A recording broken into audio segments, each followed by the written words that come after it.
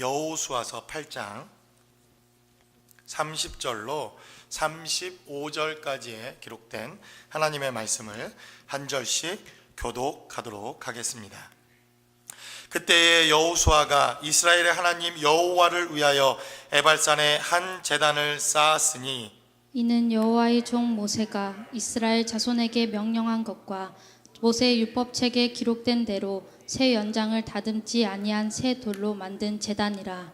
무리가 여호와께 번제물과 화목 제물을 그 위에 드렸으며 여호수아가 거기서 모세가 기록한 율법을 이스라엘 자손의 목전에서 그 돌에 기록하매 온 이스라엘과 그 장로들과 관리들과 재판장들과 본토인뿐 아니라 이방인까지 여호와의 언약궤를 맨 레위 사람 제사장들 앞에서 궤의 좌우에 서되 절반은 그리심산 앞에 절반은 에발산 앞에 섰으니 이는 전에 여호와의 종 모세가 이스라엘 백성에게 축복하라고 명령한 대로 함이라. 그 후에 여호수아가 율법책에 기록된 모든 것대로 축복과 저주하는 율법의 모든 말씀을 낭독하였으니 모세가 명령한 것은 여호수아가 이스라엘 온 회중과 여자들과 아이와 그들 중에 동행하는 거류민들 앞에서 낭독하지 아니한 말이 하나도 없었더라. 아멘. 승리를 하는 것보다 지키는 것이 훨씬 더 어렵고 정상에 서는 것보다 정상을 지키는 것이 훨씬 더 어려운 것이 이 세상을 살아가는 이치입니다. 은혜를 받는 것도 대단히 중요하지만 우리의 신앙인들이 그 은혜를 간직하고 그 은혜대로 살아가는 것도 더욱더 중요한 삶의 방편이기도 합니다. 사실 이스라엘이 여리고에서 거둔 이 엄청난 승리는 너무나도 그 승리가 엄청나고 너무나도 그 승리가 기대 이상의 승리였기에 사실 아이성 전투를 통해서 패배한 이스라엘은 그 패배의 충격이 훨씬 더 클 수밖에 없었습니다. 너무나도 극적인 대승 뒤에 있었던 아이성의 패배는 말할 수 없는 충격 그 자체였고 우리는 그래서 이 아이성 전투를 통해서 인생이 한 방으로 결정되는 것이 아니다라는 사실을 경험하게 됩니다.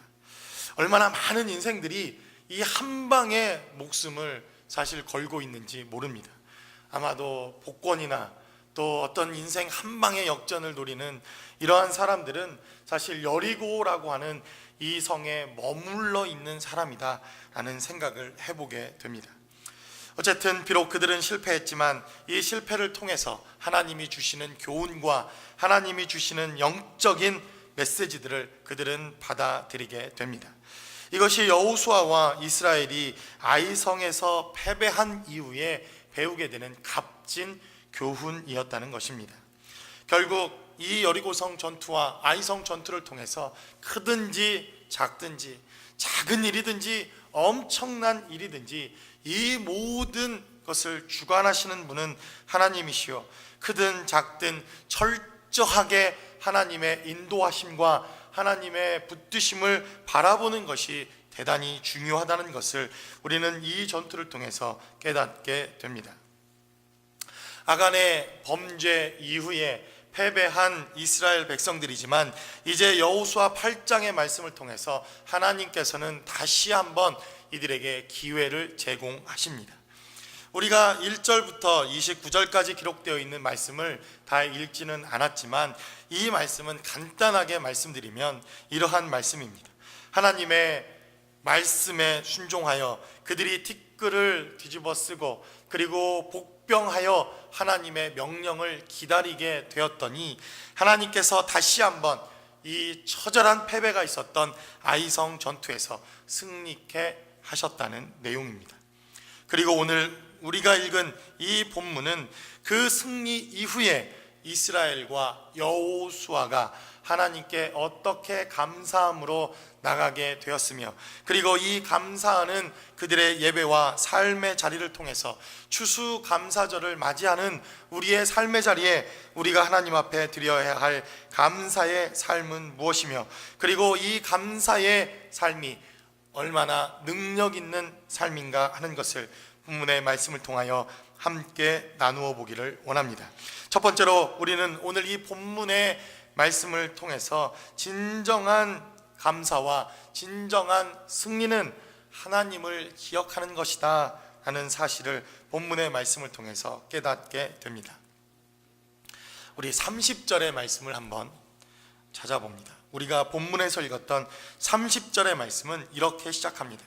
그때에 여호수아가 이스라엘의 하나님 여호와를 위하여 에발산에 한 제단을 쌓았으니, 성경은 이렇게 기록합니다. 그때라고 하는 이 단어가 대단히 중요합니다. 어떤 때입니까?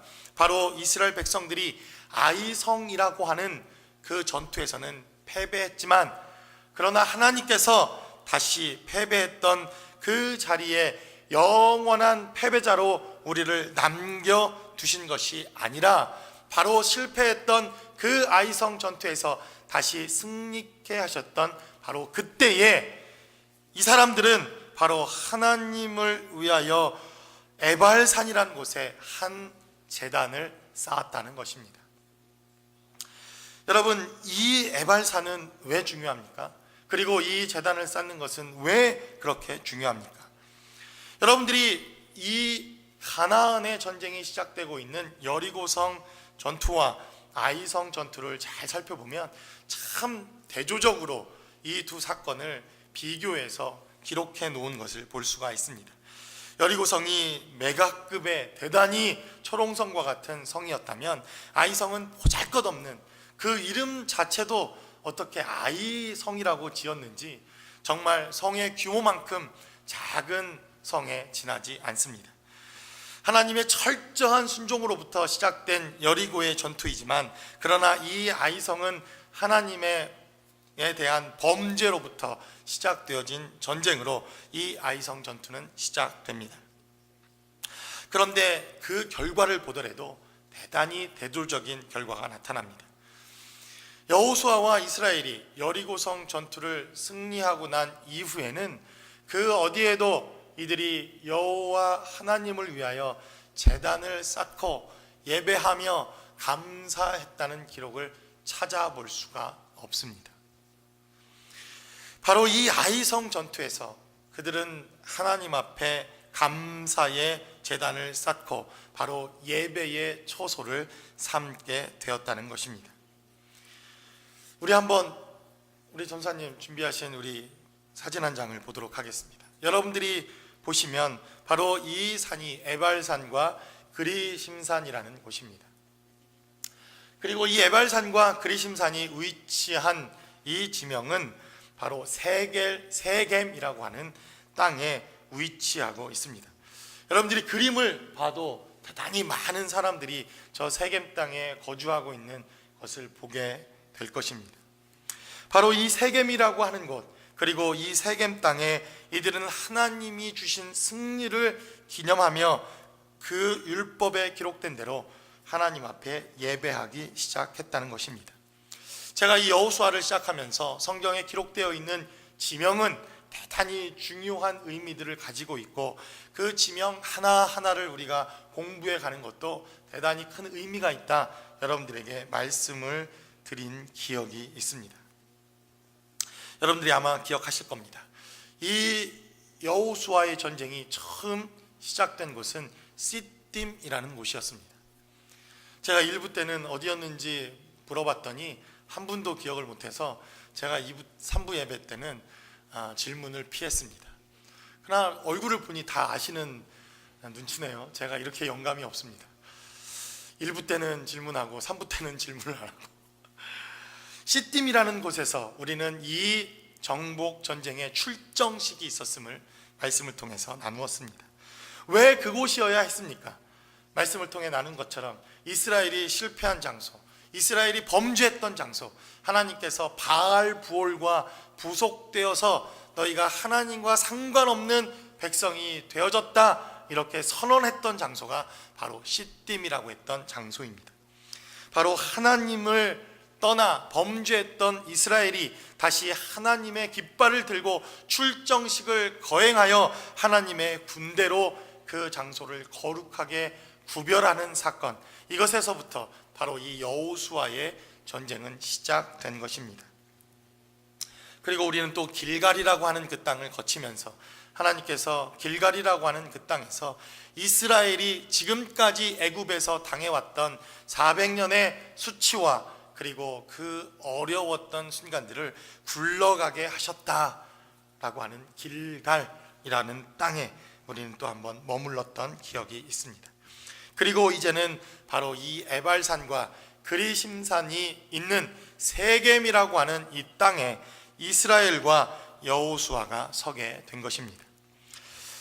이 세겜이라고 하는 이 땅은 이스라엘의 역사에 있어서 그리고 구속사적 사건에 있어서 대단히 중요한 위치를 차지하고 있는 지명입니다.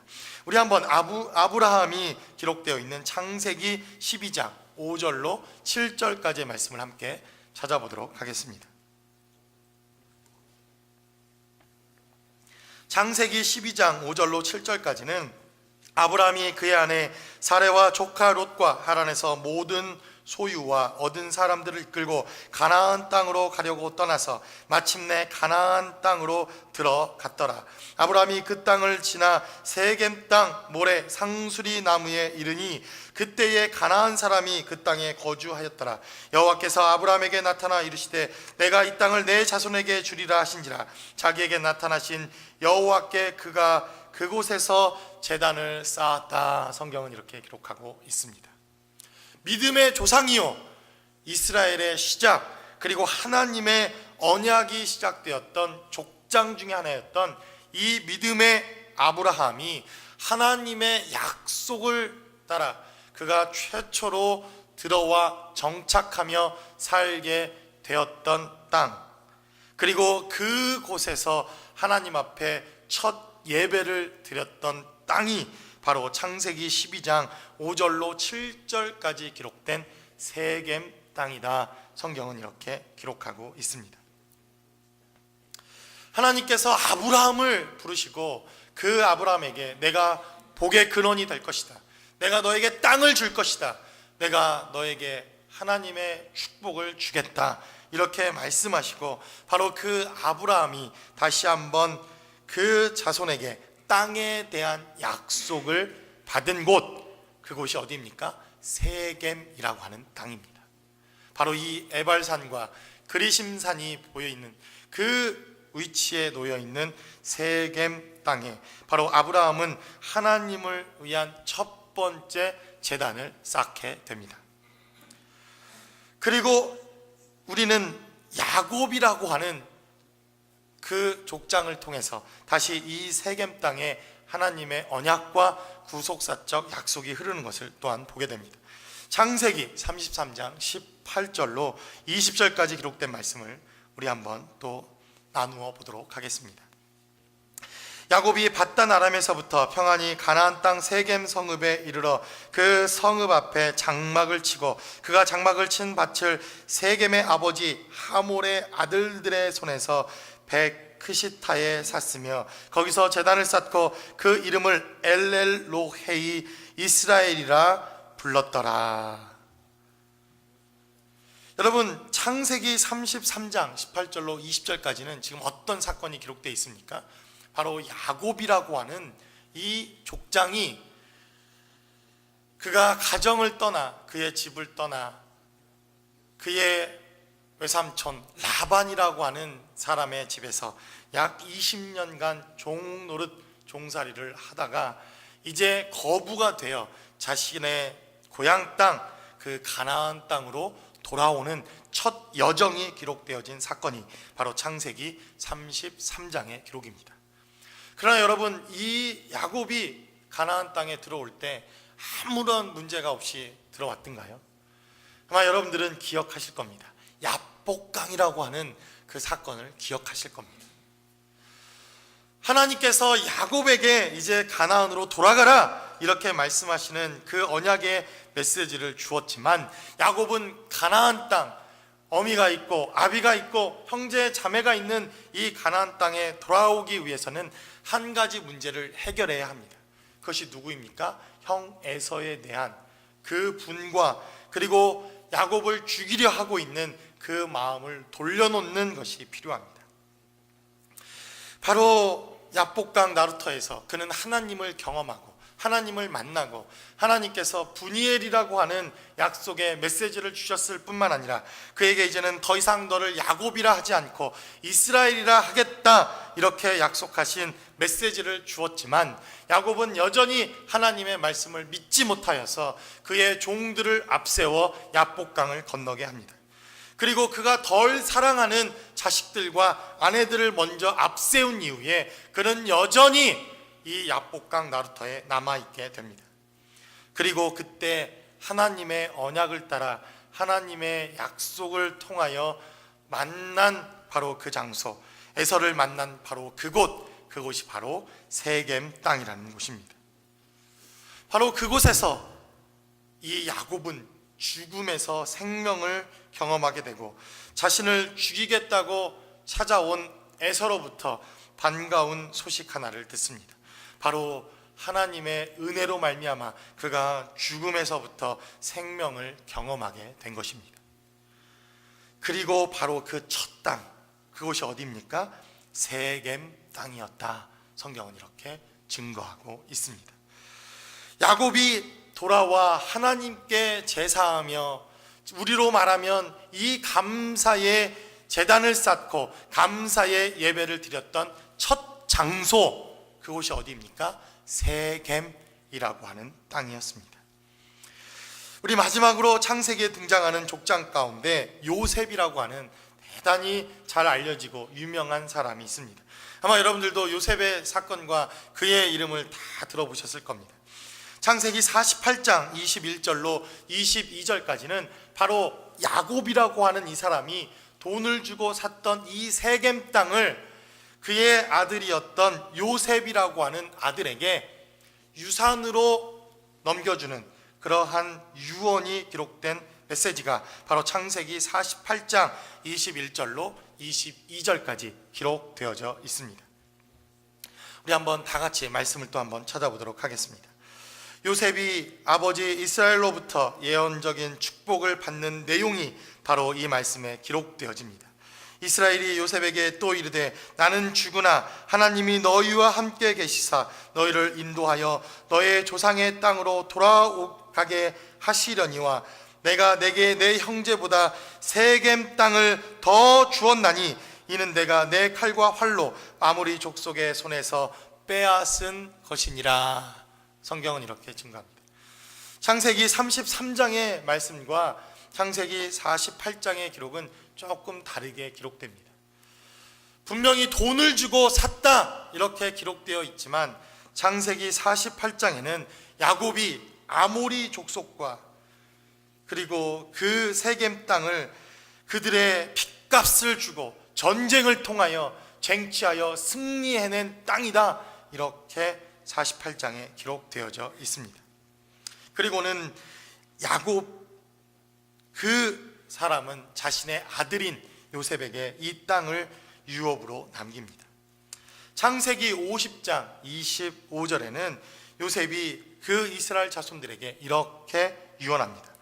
요셉이 또 이스라엘 자손에게 맹세시켜 이르기를 하나님이 반드시 당신들을 돌보시리니 당신들이 여기서 내 해골을 메고 올라가겠다 하라.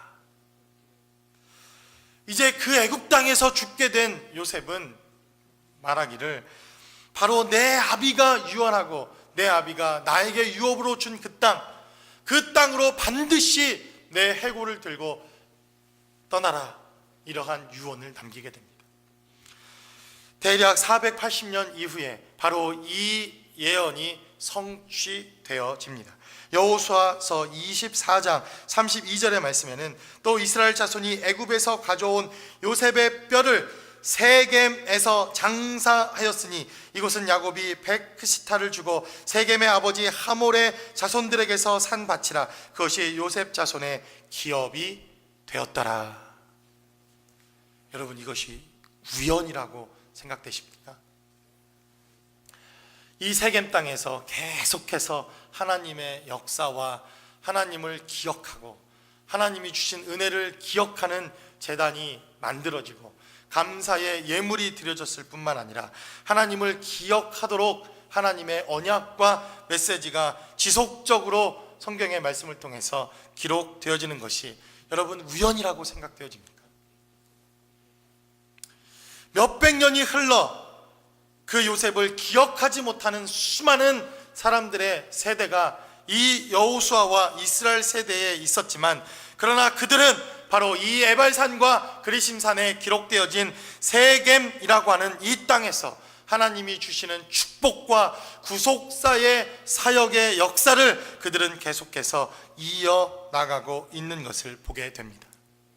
그러므로 이 이스라엘과 여호수아가 에발산에서 하나님을 위한 제단을 쌓고 감사의 예배를 드리게 되었다는 것은 바로 이 시대를 살아가는 우리들에게 추수감사의 진정한 의미가 무엇인지를 보여주고 있는 대단히 중요한 메시지라고 생각되어집니다. 우리 감사의 첫 걸음은 저는 하나님의 은혜를 기억하는 것에서부터 시작되어진다고 믿습니다. 여러분들이 지난 한 주간 어떤 하나님의 은혜가 있었습니까? 지난 한 달 동안 여러분들은 어떤 하나님의 은혜가 있던가요? 돌아보아 지난 1년 전부터 우리의 삶의 자리에 있었던 하나님의 은혜는 또한 무엇이었습니까? 아니, 이 미국 땅, 그 낯선 곳, 물설고 낯선 이 미국 땅에 첫 발을 내딛고 어느덧 살아온 세월이 10년, 20년, 많게는 30년 가까이 살아오신 분들도 저는 있는 것 같습니다. 그 지나온 세월의 삶 속에서 여러분들이 받았던 하나님의 은혜는 또한 무엇입니까? 우리는 이 감사가 바로 하나님의 은혜를 기억하는 것으로부터 시작되어진다고 믿습니다. 이제 여호수아와 이스라엘은 바로 아브라함을 통해서, 야곱을 통해서, 그리고 요셉을 통해서 약속했던 이 세겜의 은혜를 다시 기억하며 그곳에 제단을 쌓는 것으로부터 그들은 이 승리를 다시 한번 하나님 앞에 만끽하며 영광을 돌리게 됩니다. 이것이 바로 그들이 에발산에서 단을 쌓게 되는 첫 번째 감사의 이유가 되었다는 것입니다. 그러므로 에발산은 기억하는 곳입니다. 하나님을 기억하는 곳입니다. 하나님의 약속을 기억하는 곳이며 그 약속대로 하나님의 은혜가 임했던 믿음의 선진들을 기억하는 것, 이것이 바로 에발산에서 우리가 해야 할 첫 번째 감사의 제목이었다는 것입니다. 두 번째로 본문은 우리에게 바로 이 에발산의 저주 아래 놓여 있던 우리가 하나님 앞에 감사하는 장소가 되었다는 것입니다. 성경에서 에발산에 대한 메시지가 기록되어져 있습니다. 신명기 11장 29절의 말씀을 우리 한번 보도록 하겠습니다. 신명기 11장 29절에는 내 하나님 여호와께서 내가 가서 차지할 땅으로 너를 인도하여 들이실 때에 너는 그리심산에서 축복을 선포하고 에발산에서 저주를 선포하라. 신명기 11장 29절에는 에발산과 그리심산에 대해 분명하게 말씀을 하십니다. 에발산은 어떤 곳입니까? 저주를 선언하고 저주를 선포하는 곳입니다. 그리심산에서는 하나님의 축복과 하나님의 영광을 선포하라, 이렇게 되어 있습니다. 신명기 27장 11절로 13절까지에는 모세가 그날 백성에게 명령하여 이르되 너희가 요단을 건넌 후에 시므온과 레위와 유다와 이사갈과 요셉과 베냐민은 백성을 축복하기 위하여 그리심산에 서고 루벤과 갓과 아셀과 스불론과 단과 납달리는 저주하기 위하여 에발산에 서라, 이렇게 다시 한번 하나님께서 모세를 통해 명령하십니다. 그러므로 여러분, 에발산이라는 곳은 어떤 곳입니까? 말 그대로 저주의 장소입니다. 저주받은 땅입니다. 그곳에서는 저주가 임하며 하나님의 심판과 저주의 메시지만이 그곳에 선언되어지는 바로 그 땅, 그곳이 바로 에발산이었습니다. 우리 다시 한번 아까 에발산과 그리심산의 모습을 한번 보면, 여러분들이 그림이 좀 흐릿해서 잘 보이십니까? 아직 제가 이 성지순례를 못해서 그림으로밖에 여러분들에게 설명드릴 수 없는 것이 안타깝습니다. 제가 언젠가는 꼭 사진에 담아서 생생한 화면을 좀 보여드릴 날이 있을 것이라고 생각됩니다. 여러분들이 보시기에 보다 더 척박한 땅, 보다 더 산이 민둥산인 곳이 그리심산입니다. 여러분들이 보기에 보다 더 푸르고 나무가 잘 자랄 것처럼 보이는 곳이 에발산입니다. 이것에도 큰 영적인 의미가 있다고 생각되어집니다. 단지 보이는 것으로, 단지 우리 눈에 보여지는 좋고 그름을 따라 영적인 축복이 결정되어지는 것은 아니라는 것을 이 에발산과 그리심산의 모습을 통해서도 우리는 볼 수 있기 때문입니다. 이렇듯 에발산은 저주가 선포되는 곳이며 그리심산은 하나님의 축복이 선언되는 곳이다. 성경은 이렇게 기록하고 있습니다. 우리 다시 본문 여호수아서 8장 31절의 말씀을 봅니다. 이는 여호와의 종 모세가 이스라엘 자손에게 명령한 것과 모세의 율법책에 기록된 대로 쇠 연장으로 다듬지 아니한 새 돌로 만든 계단이라. 우리가 여호와께 번제물과 화목 제물을 그 위에 드렸으며 라고 성경은 기록합니다. 저주의 산, 저주가 선언되어야 할 바로 그 산에 하나님은 사람의 손으로 다듬지 아니한, 하나님이 만들어 놓으신, 하나님이 원천적으로 준비해 놓으신 그 제단 앞에 번제물과 화목 제물을 드리라, 이렇게 말씀합니다. 그 저주의 산에 바로 어린 양이 피 흘리는 은혜, 그것이 바로 에발산의 감사와 에발산의 복음입니다. 다른 말로 우리는 죽을 수밖에 없는 영원한 저주 아래 놓여 있었던 우리지만, 이 에발산에서 첫 번째 번제물과 어린 양의 희생 제물로 오신 예수 그리스도의 예표와 같이 바로 우리의 모든 죄와 우리의 모든 허물을 사하셨을 뿐만 아니라 저주 아래 죽었던 우리를 살리시는 그 사건, 바로 그것이 추수감사절에 드려지는 예배의 하나님의 은혜와 메시지라는 것입니다. 그래서 여러분, 이 추수감사절은 무엇입니까? 단순히 하나님께서 우리에게 먹을 것을 주시고 있어야 할 돈을 주시고 건강을 주시고 우리의 기도의 제목을 주셔서 우리가 목표로 하는 그 무엇인가를 이루어내는 것에 대한 감사도 대단히 우리에게 중요한 메시지이지만, 이 이스라엘 백성들이 전투에 승리하여서 이 이스라엘 땅에 들어오게 되는 이 승리를 만끽하는 사건이기도 하지만, 그러나 영원한 저주와 영원히 죽을 수밖에 없었던 우리가 십자가로 말미암아 구원을 경험케 되어지고 다시 한번 그 보혈의 능력으로 말미암아 저주 아래서 축복으로 바뀌는 사건, 바로 그것이 추수감사절의 진정한 의미입니다. 바로 저주가 선포되어졌던 그 땅에 예수 그리스도께서는 이 여호수아 8장에 어린 양, 우리를 위해 죽으시는 피 흘리는 어린 양의 모습으로 오셨지만, 그러나 우리는 신약 성경에 주님께서 이 세겜 땅에 직접 찾아오셔서 그가 바로 저와 여러분들을 위하여 피 흘리시고 죽으실 하나님의 메시아라고 하는 사실을 선포한 사건을 또한 우리는 볼 수가 있습니다. 여러분, 그 사건이 무슨 사건입니까? 혹시 기억나시는 분들 계십니까? 아마 제가 그 사건을 이야기하면 그 사건이구나 하는 여러분들의 또 감탄사가 있을 것이라고 생각되어집니다. 바로 요한복음 4장에 기록되어 있는 수가성 여인의 사건이 바로 이 세겜이라고 하는 땅에서 일어난 사건입니다. 우리 한번 요한복음 4장의 말씀을 한번 찾아봅니다. 요한복음 4장 5절의 말씀입니다.